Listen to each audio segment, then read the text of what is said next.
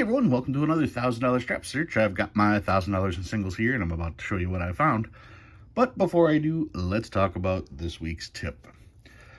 Now, I always tell you guys to use books as references. TikTok is not a reference.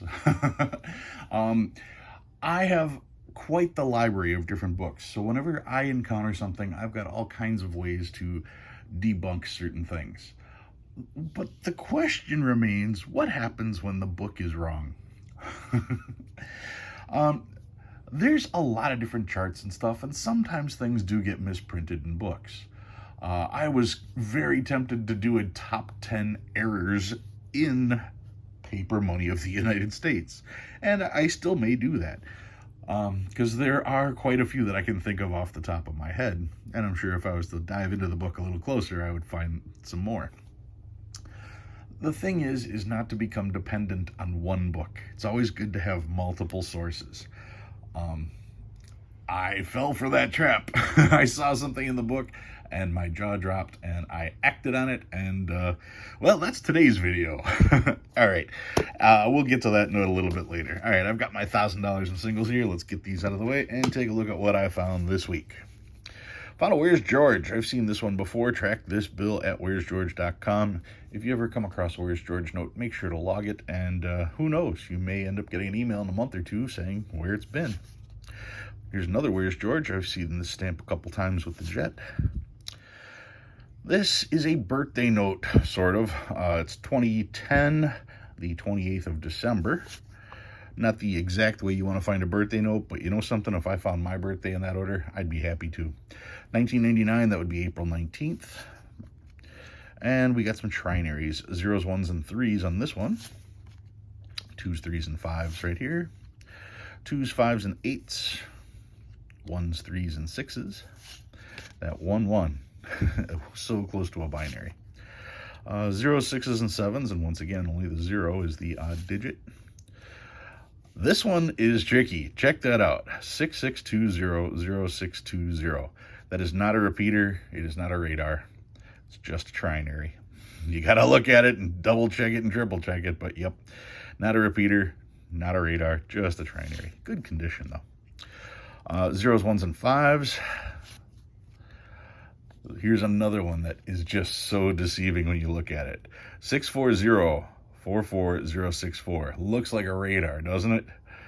It is not. It looks like 6464. You get the 0s and the 4s in the middle. But the first digit is a 6 and the last digit is a 4. So it is not a radar. Not a radar, just a trinary. Another trinary here, 1s, 4s, and 7s. And of course, just the 7 screwed that one up. 0s, 5s, and 8s with only the 0. So a lot of close calls this week. 0s, 1s, and 7s on this one. And this is 2s, 4s, and 6s. Also not a radar, not a repeater. 6424, 6624. Yep. Here's quads, trailing 0s on this one. And quad 1s in the middle. Quad 7s, and it ends with 3 of a kind, so it's a trinary as well. 1s, 5s, and 7s. That's pretty cool. Still not worth anything, but pretty cool. And then this one has 5 5s.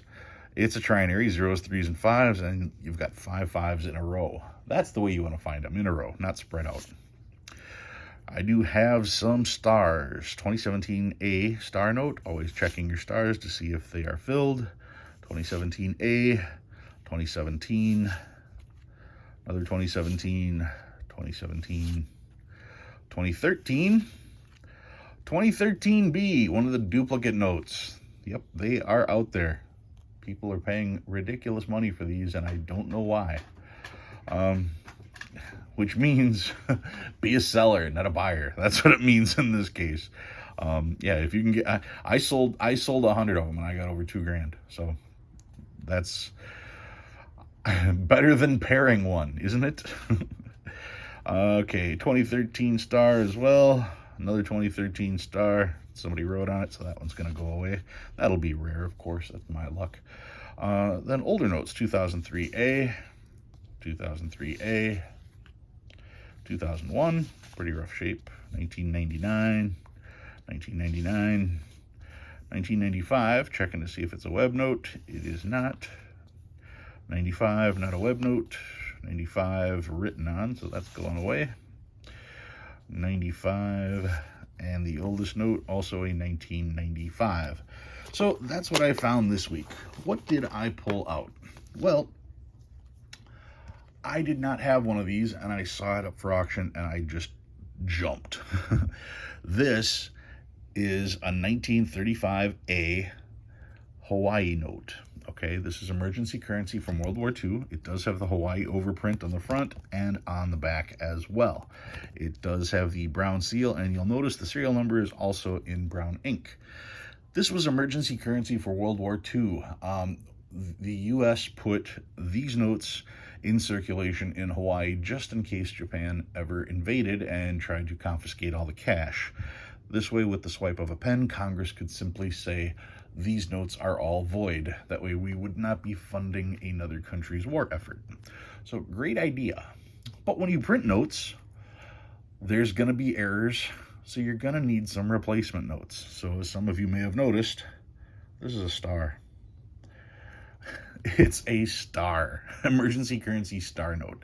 And I wasn't sure how many there were. And from the picture, I could see that this note was kind of dirty, both front and back. The thing is I checked this note out, and it actually has really good paper quality. And that's, I don't know if I want to say that's a shame, but it has the original paper quality to it. Not that it isn't creased. You can definitely see creases in it, but when you start talking about EPQ and PPQ, exceptional paper quality, premium paper quality, that's what I'm talking about. This is still the genuine paper, okay? What am I getting at? Well, I'm getting at, I thought about cleaning this note because this is just dirt. And I could probably clean this note and make it look really bright and give it great eye appeal. But my huge dilemma with cleaning this note was twofold. First of all, the paper quality. The paper quality is really good right now. And if I was to clean the note, I'd destroy the paper quality. Like I said, if I was to send this in and it would grade at least a 25, which I don't know that it would, but if it got the 25, it could possibly get the EPQ designation.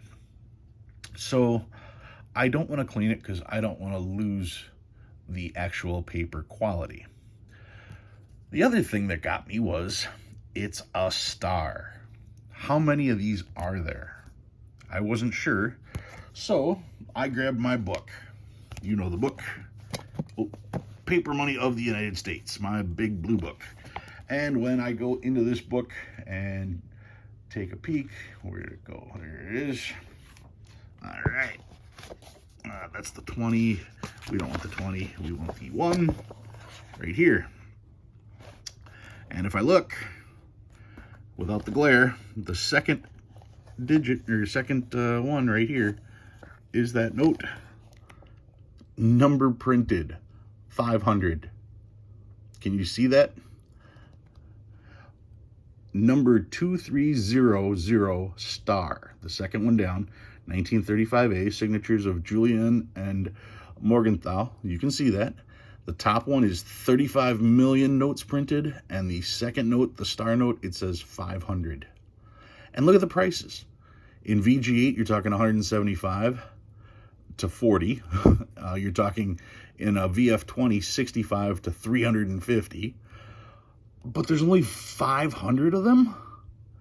And when I saw there was only 500 of them, I had to get it. How do you not buy a note that's one of 500? You have to get that, right? Well, the book was wrong.